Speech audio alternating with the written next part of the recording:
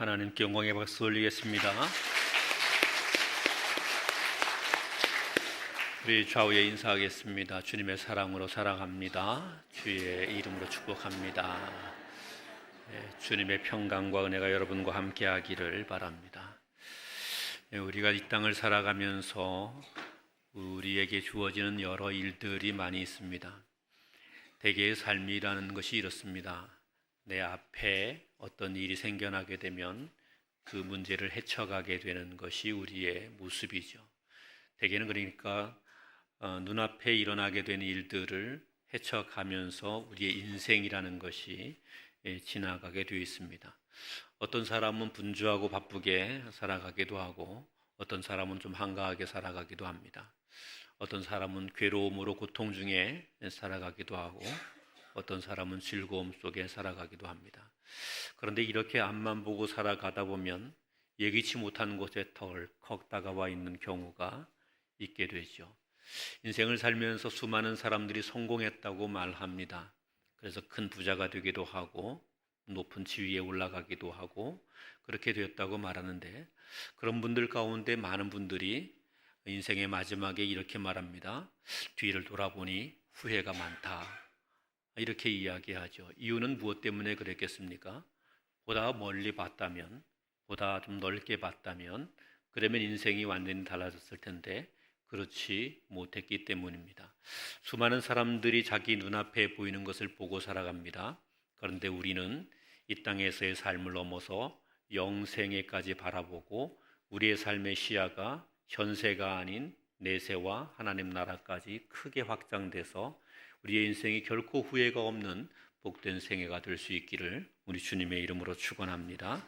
오늘 본문에 소개되어 있는 이 이야기는 이스라엘 민족, 특별히 유다와 예루살렘의 멸망에 대하여 하나님이 선포하시고 그 선포하시는 과정 속에서 몇몇 사람들에 대하여서 다시 구체적인 하나님 말씀을 선포하고 있는 이야기입니다. 이사야 22장은 우리가 이미 서두를 살펴보았습니다. 환상 골짜기에 관한 경고라는 말씀으로 시작했죠. 이 환상 골짜기는 이스라엘 민족이 거하고 있는 예루살렘을 지칭하는 말이었고, 예루살렘의 그 언덕 밑에 흰놈의 골짜기를 말하는 것인데, 그 흰놈의 골짜기에서 일어나게 될 전쟁, 그곳에서 일어나게 될 살육에 대한 것을 말한 거죠. 그래서 예루살렘에 하나님이 진노하셔서 살육과 심판이 있겠다는 것이었습니다. 하나님께서는 이렇게 예루살렘의 살육을 말씀하시는데 다 죽여버리겠다 이러실 정도로 이스라엘 민족에 대해서 무섭게 진노하시게 됐죠. 그들이 하나님 앞에 가증하게 되었기 때문에 그러했습니다. 나라가 이렇게 하나님의 무서운 진노를 눈앞에 두고 있는 상황이면 그러면 백성의 지도자들은 어떻게 해야 했겠습니까?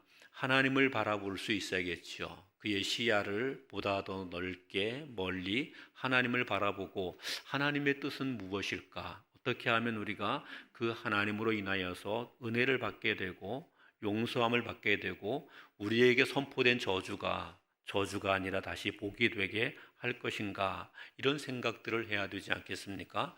그런데 유다와 예루살렘의 지도자였던 셈나라는 사람은 그렇지 못했다고 오늘 본문은 이야기합니다. 15절부터 19절까지 말씀 우리 한번 같이 한 목소리로 봉독하겠습니다. 시작. 주 만군의 여호와께서 이르시되 너는 가서 그 국고를 맡고 왕궁 맡은 자 셈나를 보고 이르기를 내가 여기와 무슨 관계가 있느냐?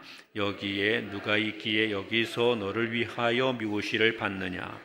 높은 곳에 자기를 위하여 묘시를 받고 반석에 자기를 위하여 처소를 쪼아내어도다. 나 여호와가 너를 단단히 결박하고 장사같이 세게 던지되 반드시 너를 모질게 감싸서 공같이 광막한 곳에 던질 것이라. 주인의 집에 수치를 끼치는 너여, 내가 그곳에서 죽겠고 내 영광의 수레도 거기 있으리라.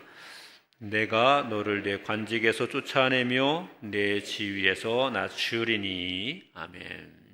이 본문을 보게 되면 셈나라는 사람에 대하여서 하나님께서 이사야 선지자를 통해 말씀하시는 것이죠. 셈나가 누구인가? 본문을 보니까 이렇게 말합니다. 국고를 맡고 왕궁을 맡은 자, 이렇게 이야기해요. 국고를 맡은 사람, 그러니까 재무부 장관쯤 된다 그래야 되나요? 국고를 맡고 있는 사람입니다. 예루살렘에서 이스라엘 민족의 그 재물 전체를 관장하고 있는 국고를 맡은 자입니다. 높은 사람이겠죠. 그리고 그 뒤에 설명은 왕궁을 맡은 자, 이렇게 이야기합니다. 이 왕궁을 맡은 자라는 말은 재상이라는 말이죠.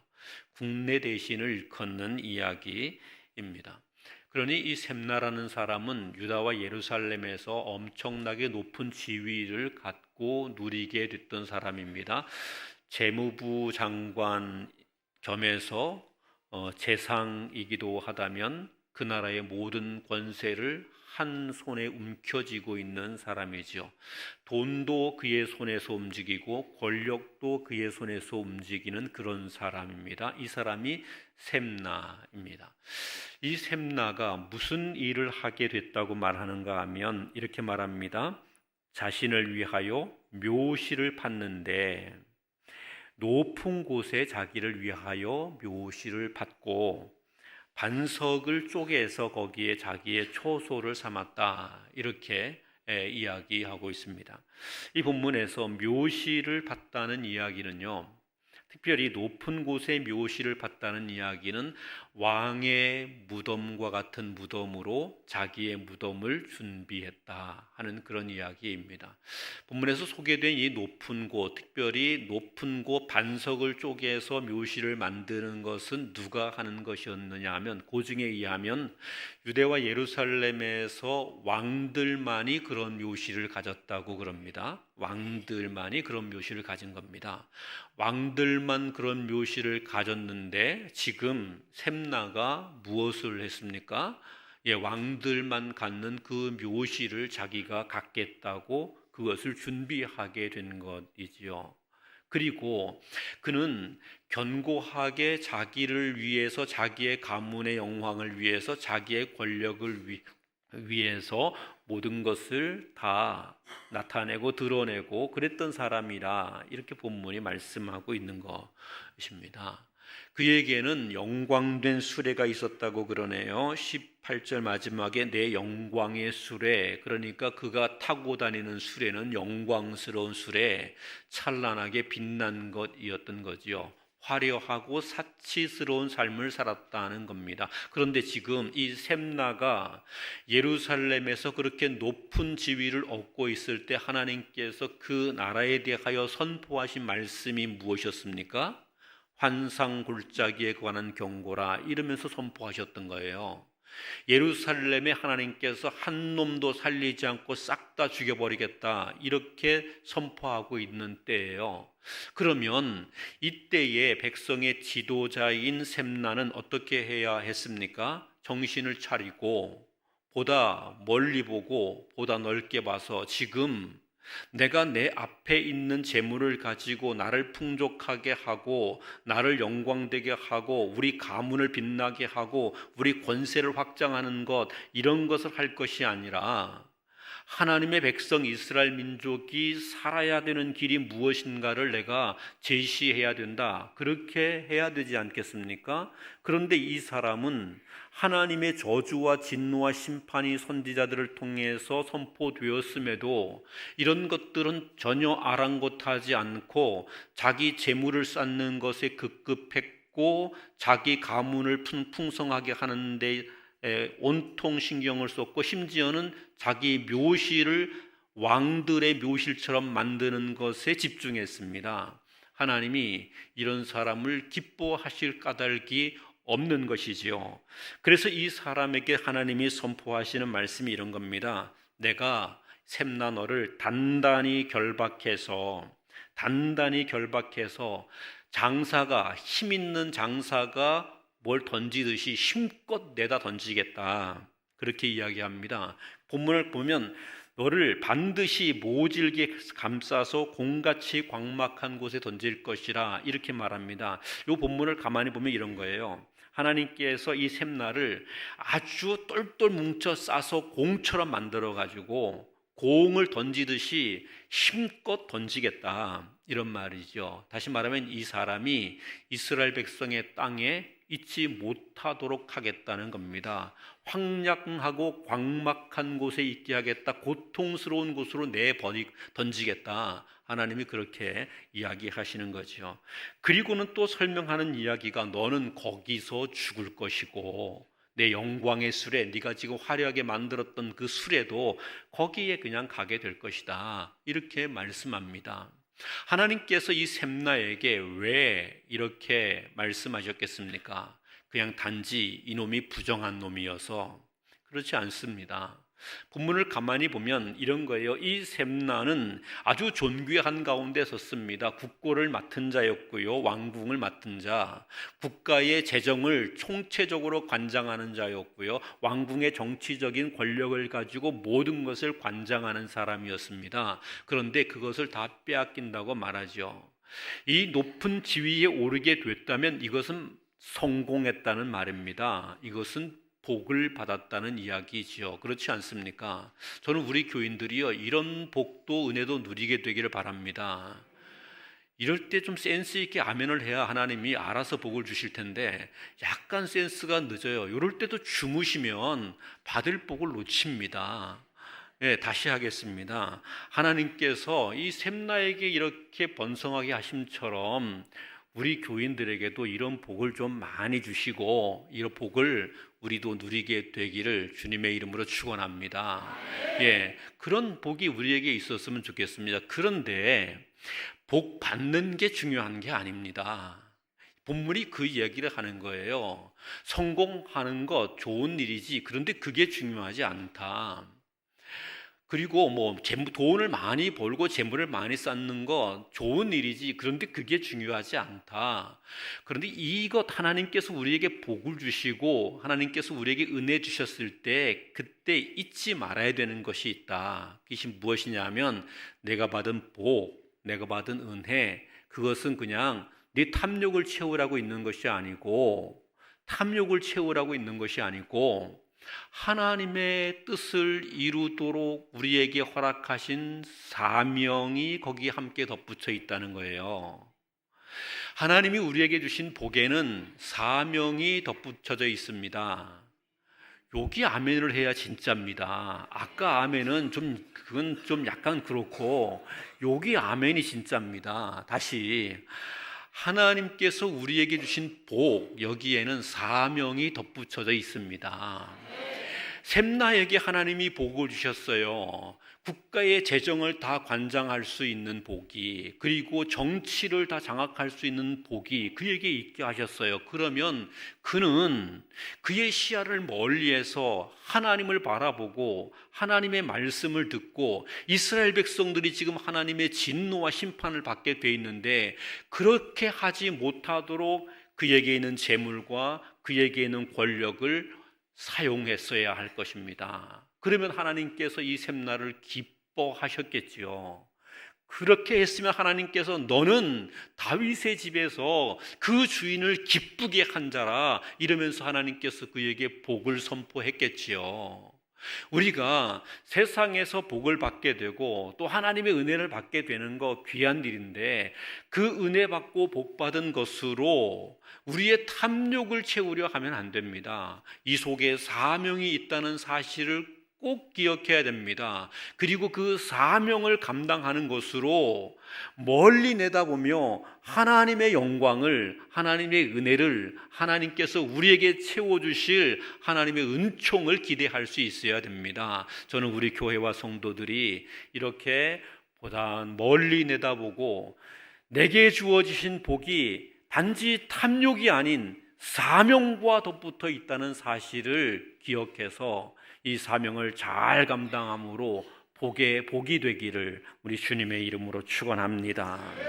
셈나가 이렇게 하나님이 그에게 주신 복을 사명으로 인식하지 못하고 자기 탐욕을 채우고 그냥 자기 무덤이나 멋있게 만들고 이렇게 되다가 그 무덤에 묻힌 것이 아닙니다. 하나님이 셈나를 공처럼 말아가지고 광막한 곳에 던져버리게 되죠. 아수르의 포로로 끌려가게 된다는 이야기고 거기에서 종살이하다 죽는다는 그런 이야기예요. 하나님이 그렇게 만들어 버리신다는 거예요. 그리고 하나님이 그 다음에 다른 사람을 소개합니다. 셈나에게 주었던 그 권세를 다른 사람에게 주겠다, 이렇게 이야기합니다. 20절부터 24절까지 같이 한번 보겠습니다. 시작.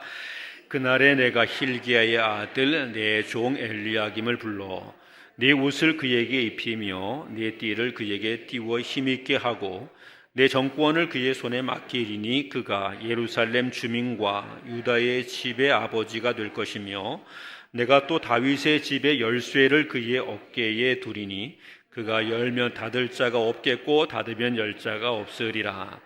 못이 단단한 곳에 박힘같이 그를 견고하게 하리니 그가 그의 아버지 집의 영광의 보좌가 될 것이요 그의 아버지 집의 모든 영광이 그 위에 걸리리니 그 후손과 족속되는 각 작은 그릇 곧 종지에서부터 모든 항아리까지니라. 아멘.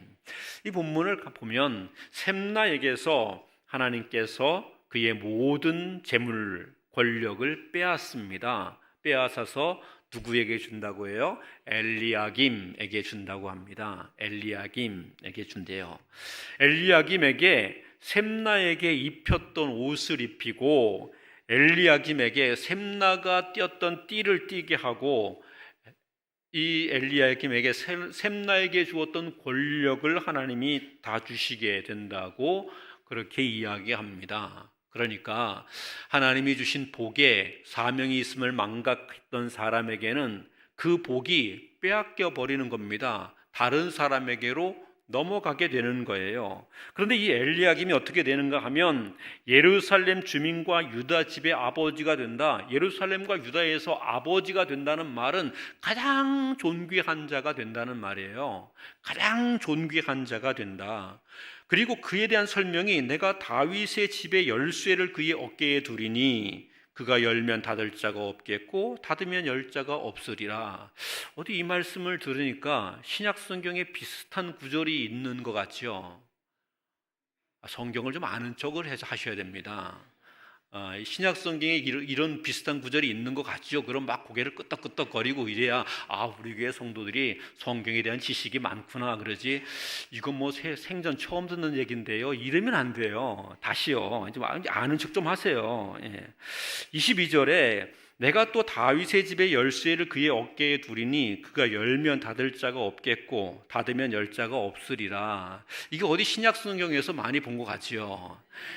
나중에 설교 본문할 때 편집을 잘 하셔야 돼요.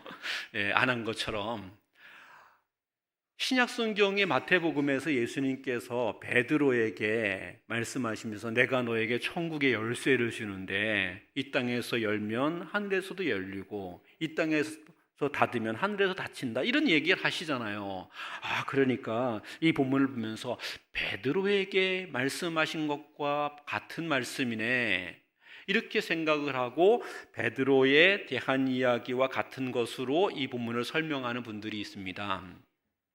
그리고 요한계시록에 보면 예수 그리스도가 어떤 분인가에 대한 설명을 하시는데 그에게 천국 열쇠가 있는데 그분이 열면 닫을 자가 없고 닫으면 열 자가 없다는 말씀이 요한계시록에 나와요.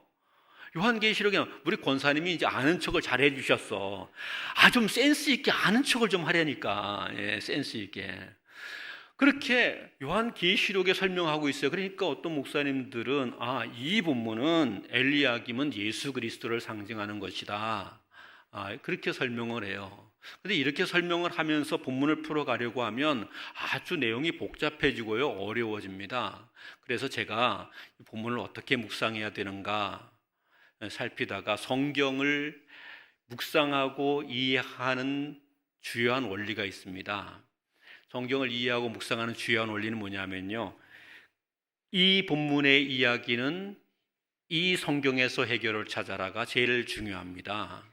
이 성경에 있는 이야기를 갑자기 마가복음에서 찾거나 이 본문에 있는 이야기를 요한계시록에 찾다 보면 이 본문에서 말하고자 하는 말이 조금은 왜곡될 수가 있습니다. 그래서 성경을 해석할 때 제일 중요한 것은 이 본문에 있는 이야기는 이 본문에서 해결하려고 노력하는 게 제일 중요해요.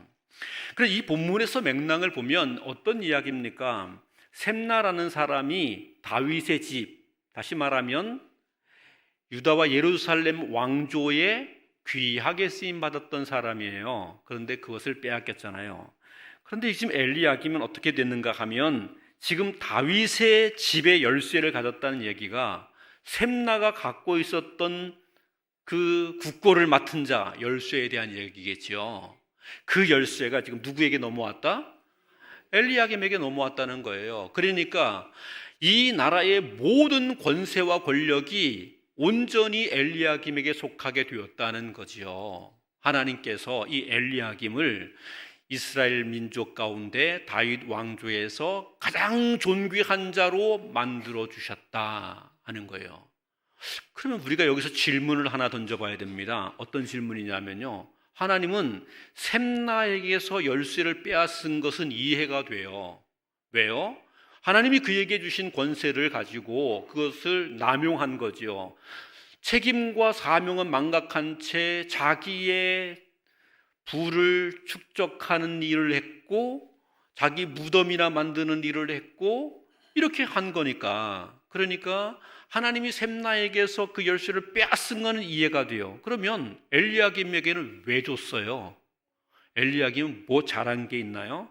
오늘 이 본문을 잘 보니까 엘리야김이 뭐 잘한 게 없어. 어디 본문에 뭐 잘한 게 없어요. 특별히 엘리야김이 대단한 복을 받게 됐는데 뭐 특별히 잘한 게 없어. 엘리야김이 무슨 뭐 하나님께 무슨 큰 번제를 드렸다든지 뭐가 없어. 뭐가 없는데 그러면 왜 그랬을까? 그 본문을 잘 보니까 엘리야김에게 특징적으로 설명하고 있는 하나의 말이 있어요. 한 단어가 20절에 이렇게 기록합니다. 그날에 내가 hilkiya의 아들 내 종 엘리야김을 불러. 누구를 불렀어요? 내 종 엘리야김을 불러. 그러면 엘리야김에게 하나님이 복 주셨다고 이렇게 이야기하는데, 은혜를 주셨다고 이야기하는데 그에게 그러면 왜 은혜가 가게 됐는가? 그는 어떤 사람이었습니까? 하나님의 종인 사람이었다는 거죠. 하나님의 종인 사람. 하나님의 교회에서 하나님이 귀하게 쓰는 사람은요, 주인 행세하는 사람이 아니고 하나님의 종인 사람입니다. 아멘. 네, 하나님의 종인 사람이에요. 목사님들이 좀 싫어하는 게 있어요. 예전에 그래서 목사님들이 부흥회 때도 그런 얘기 좀 하시고 또 때로는 간혹 성경 공부 시간에도 이야기하는데, 기도할 때 제발 이렇게 하지 말라는 거예요. 하나님, 주의 종이 오늘 주의 말씀을 선포하는데 은혜롭게 하옵소서. 이러면 목사님들이 싫어해요. 왜 자꾸 종이라고 부르냐는 거죠. 그래서 가끔 또 이렇게 종이 이렇게 말하기가 불편하신 분들은 이렇게 기도합니다. 오늘도 하나님, 주의 종님이 하나님의 말씀을 선포하는데 하나님 은혜 되기를 원합니다. 종은 놈자를 붙여야 맞습니다. 그렇잖아요. 근데 종님은 웃기잖아. 종 놈은 할 수는 없고 종님을 했어요. 그래 더 웃기는 거죠. 종하고 님은 안 어울려요. 그런데 주의 종님이 말씀을 선포하는데 은혜 되게 하옵소서. 그런 기도하지 말라고, 그렇게 기도하지 말라고 옛날에 많은 목사님들이 그렇게 말을 했어요. 그리고 그렇게 또 가르치기도 했어요. 제가 생각을 해봤습니다. 왜 그런 말을 했을까? 왜 그런 말을 했을까? 어느 순간 목사로서 말씀을 선포하고 교인들 앞에 있고 교인들을 이끌어가고 교인들 가운데 지도자가 되고 나니까 지가 주인인 줄 착각하게 돼서 그래요. 목사가 지가 주인인 줄 착각하게 됐어요. 그러니까 교인들이 주의 종, 그러니까 내가 네 종이냐? 이러면서 불편해하는 거예요. 어느 순간 그렇게 된 거예요. 저도 언젠가 보니까 누군가가 주의 종이 이렇게 하면서 기도하는데 약간 기분이 나쁘려고 그러더라고요. 그때 생각했어요. 내가 어느 순간 이 교회에 주인이 돼가고 있네. 이러면 망하는 건데, 우리 마포중앙교회의 머리는 오직 예수 그리스도 한 분입니다. 아멘 세게 하세요. 세게. 우리 마포중앙교회의 주인은 오직 예수 그리스도 한 분입니다. 교회의 머리 되신 분은 오직 예수님밖에 없습니다. 그런데 목사가 종이 아니고 대가리가 되려고 하는 거예요. 머리가 되려고. 그러면 머리 되신 주님께서 자기 옆으로 머리가 하나 더 올라오는데 어떻게 하겠습니까? 그놈의 목에를, 대가리를 잘라버려야죠. 그게 뒤지는 길입니다. 그게 죽는 길입니다. 그게 은혜를 뺏기는 길이에요. 어떻게 돼야 되느냐면요, 하나님의 은혜를 누리고 하나님의 복을 누리며 사는 자는 예수 그리스도를 머리로 하고 그분의 종이어야 합니다. 우리 교회가 하나님의 복을 누리는 교회가 되려면 우리 교회는 오직 주님의 종이어야 됩니다. 절대로 다른 사람의 종이어서는 안 돼요. 주님의 종이어야 돼요. 엘리야김이 어땠다는 거예요? 그는 내 종이라. 하나님이 그렇게 말씀하셨어요. 그는 내 종이라. 하나님의 종이었습니다. 하나님에게 충성하는 종이었고요. 하나님의 말씀에 순종하는 종이었습니다. 이 종이라는 말 한마디로 그렇게 설명하는 거예요. 우리가 사도 바울이라는 어른을 되게 존경하잖아요. 성경에 사도 바울이 쓴 성경이 참 많아요. 그런데 사도 바울이 이 성경을 써 내려가면서 제일 처음에 자기를 소개하여 인사말을 합니다. 로마에 있는 교회에, 갈라디아 교회에, 무슨 여러 교회들에게 자기를 소개하면서 이렇게 인사말을 먼저 해요. 그러면 그때마다 들어갔던 말이 예수 그리스도의 종 나 바울은, 이렇게 말했어요. 예수 그리스도의 종 나 바울은, 바울이 바울 되는 은혜가 있는 게 무엇 때문에 가능하느냐 하면요, 예수 그리스도의 종, 그분의 종일 때 가능한 거예요. 내가 좀 컸고 내가 교회에서 영향력 좀 있고 그러니까 내가 이제부터는 종이 아니야. 그럼 내가 여기에 어른이고 내가 여기에 힘 있는 자야. 이러면 안 되는 거예요. 그러면 망하는 겁니다. 우리가 하나님의 종으로 있을 때 하나님이 우리를 존귀케 하셔요. 오늘 이 본문을 보셔요. 엘리야김 내 종이다, 이렇게 하나님 말씀하셨잖아요. 그리고 그 다음에 하신 말씀 보면 이렇게 말해요. 유다와 예루살렘에 뭐가 되게 하겠다? 아버지가 되게 하겠다 그러는 거예요. 종된 자가 될 때에 하나님이 아버지가 되게 하시는 존귀케 하는 은혜가 있는 거예요.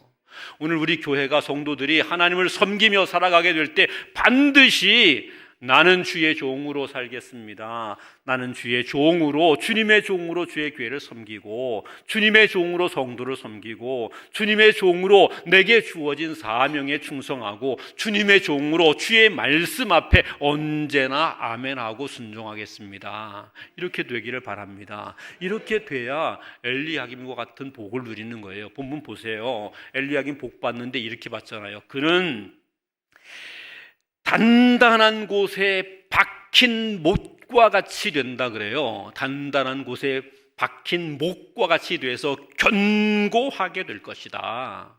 얼마나 멋있어요. 견고하게 될 것이다. 그리고 그가 그의 집에서 영광을 얻게 되고, 그의 집에 영광이 돼서 그의 모든 후손들이, 족속이 그 견고한 못에 모든 것을 걸고 산다고 말하잖아요. 이게 무슨 얘기예요?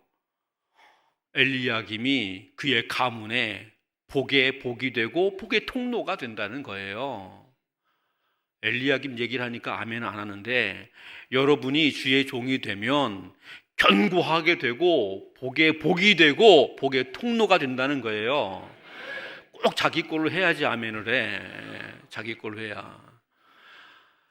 하나님 앞에서 우리가 하나님 앞에서 이렇게 복을 누리게 되는 거예요. 뭐가 될 때? 주의 종이 될 때. 그렇다는 거예요. 저는 우리 교회 성도들이 평생을 살아가면서 주의 종으로 순종하고 충성하고 섬기는 자가 되어 나도 복이 되고 복의 복이 되고 복의 통로가 되는 은혜가 있게 되고, 그래서 나와 후손들이 복을 누리게 되는 역사가 있기를 주님의 이름으로 축복합니다.